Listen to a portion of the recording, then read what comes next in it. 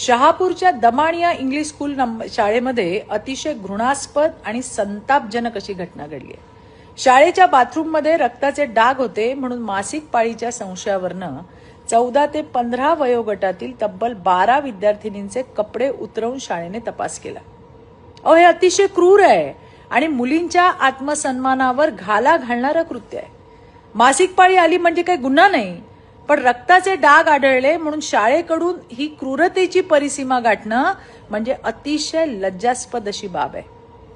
घडलेली ही घटना केवळ अमानवी नाही तर थेट स्त्रीत्वाचा आणि विद्यार्थिनींच्या आत्मसन्मानाचा भयानक असा अपमान आहे. शाळा म्हणजे विश्वासाचं, संरक्षणाचं ठिकाण असायला हवं, पण या घटनेनंतर या विद्यार्थिनींसाठी शाळा म्हणजे भीती, लाज आणि मानसिक छळाचा अड्डा बनलाय.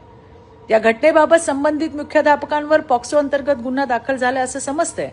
याशिवाय जे जे जबाबदार असतील त्यांच्यावर गुन्हा दाखल करण्यात यायलाच हवा, यासाठी मी स्वतः सुद्धा त्याचा पाठपुरावा करणार आहे. शाळेमध्ये विद्या शिकवली गेली पाहिजे, आत्मविश्वास मुलींमध्ये रुजवला गेला पाहिजे. तिथे असा लज्जेचा बाजार मांडत असतील तर ते कदापि खपवून घेतलं जाणार नाही. धन्यवाद. जय हिंद, जय महाराष्ट्र.